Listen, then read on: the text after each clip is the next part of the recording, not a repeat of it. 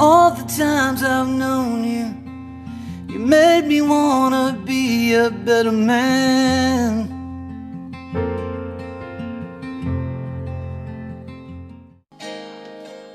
I've been out walking. I don't do that much talking these days. Yeah. Tell me your name. Martha Howard. Okay. We've got, as a family advocate group, not only do I do CRB, which is Citizens Review Board for families to help get them through the system, whether it's get the children home or get to permanency. Right. And we do that, or I do that. I have been a CASA, which is a court-appointed special advocate. Right. I've been associated with the Caring and Sharing Grandparents since about 2001. And we've tried to help families through. Well, now we've got through a grant through Systems of Care, which is come out of the SRS. The federal government gave 8 states, if I'm not wrong, 8 or 9 states, money for a 5-year grant to improve their system. Out of that 5 years, the FAC came out of it. Right. We're here The Family local. Advisory The Council. Family Advisory Council. We will go anywhere across the state. We will help set up these family advisory. And what sorts of things do you do? Well, we try to help keep children from even coming in the system. Right. Number one, if they're in the system, we try to help the parents either get resources that they need to be able to accomplish what they need to get their children back, or help guide them through it, because sometimes it becomes a maze, and sometimes the parents and the social workers butt heads. Right. And we try to get them to where they will work together. Yeah. You know, to be able to accomplish what they need to accomplish. Yeah. Sometimes just being a third party, being there, things will change. We've had 2 children and possibly have the third one. One of them, we were called through Bob Johnson's, which is the youth detention center here in Hutchinson, wanting to know if there was any services, any way that there was somebody to help this young girl that was getting ready to age out of the system. And she didn't have a place to live. She had a job.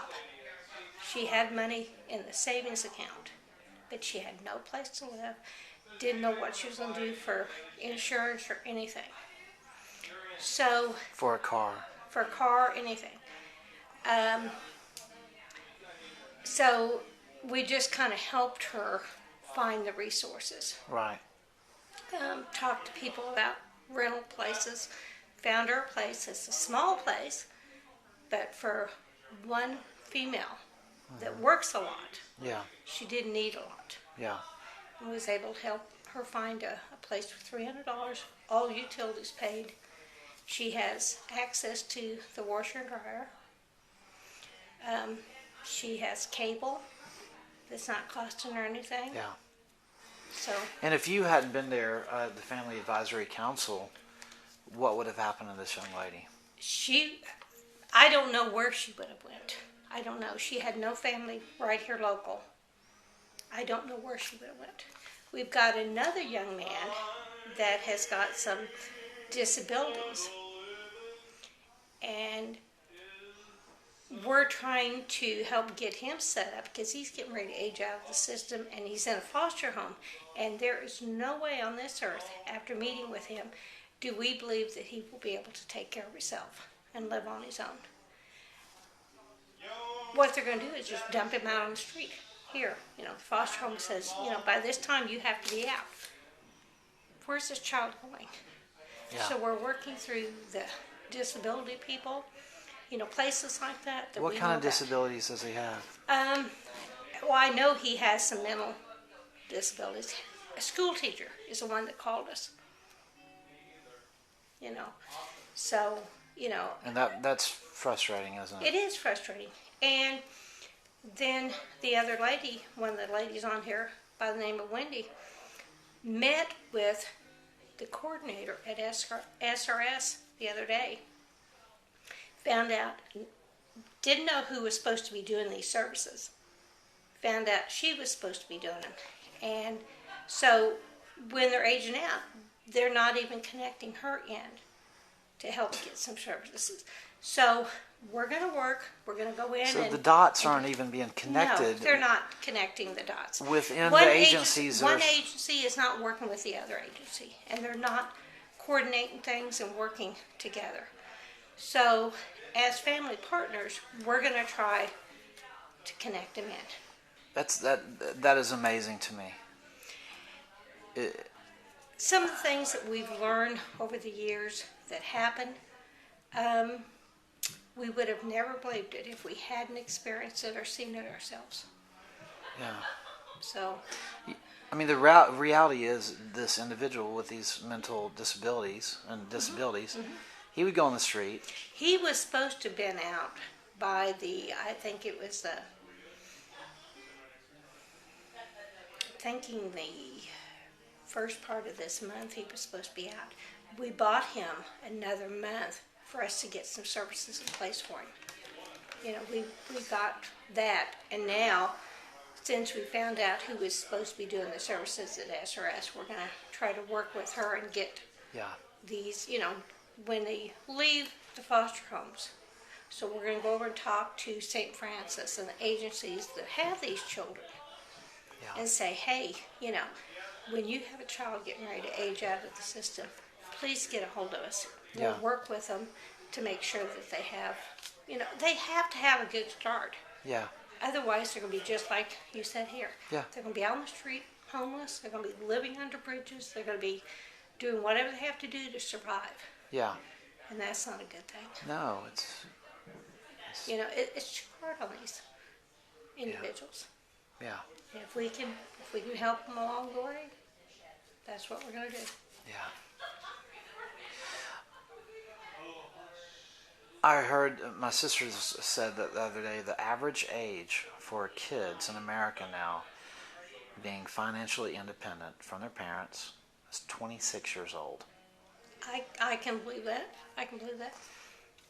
But yet we ask these individuals who are many times developmentally stunted, their growth is stunted, financially, emotionally, scholastically, we're asking them to become totally independent at 18. Absolutely. Absolutely. Now, in the state of Kansas, is the aging out age 18? 18.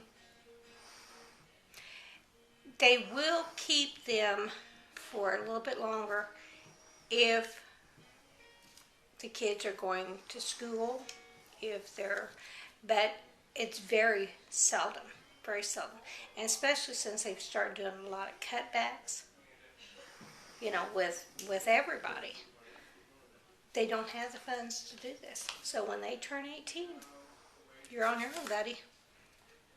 And another thing that bothers me is these young people are not getting the skills that they need to be able to live on their own. I mean, they're supposed to work with them and give them what they call life skills. All the kids don't get them. A lot of them fall through the cracks.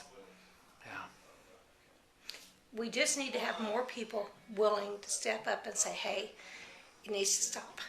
We need to find ways to help these young people. Find ways to help these families. I mean, a lot of times families just need some services that can help them, and these children can stay in their homes. Yeah. I mean, yeah. too many children And I'm not saying, there are parents that kick kids out. But there are also young people that stay in the system that they could have went back with their parents. And a lot of times when they're in the system for a long period of time, a lot of stuff's put in their heads Yeah. that they don't understand, and they don't, they get a bad feeling towards their parents, and maybe their parents would have been there for them to help them, and they just don't. One of when they do this program, the Aging Out program, this Orange Duffel Bag Foundation put together with the state of Georgia, at the end of the graduation for the life, basically learning life skills, how to cope, kind of Sam's approach, using the 7 rules of the road. They get an orange duffel bag with a Mac computer, a cell phone, toothbrush, toothpaste, socks. Because if they go homeless, these are things that they've identified as things. What 5 things would you put in an orange duffel bag for kids that are aging out? 5 things that I would put in a duffel bag for them.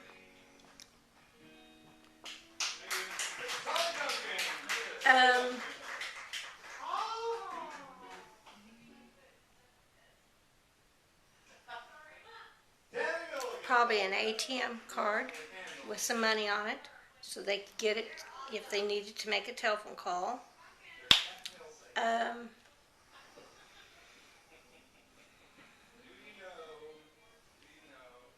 Probably some socks, because a lot of times your feet get awful cold.